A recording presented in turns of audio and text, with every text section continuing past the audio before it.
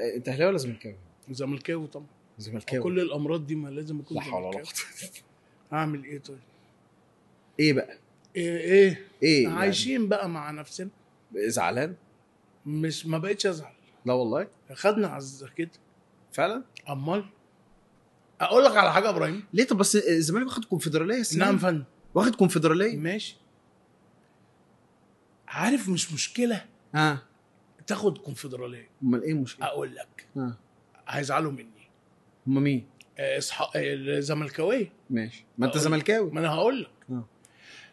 الناس الزملكاويه بيبقوا قاعدين والاهلاويه قاعدين والماتش شغال والاهلي خسران 2-0 عندهم قناعه تامه ان الاهلي هيكسب وبيكسب.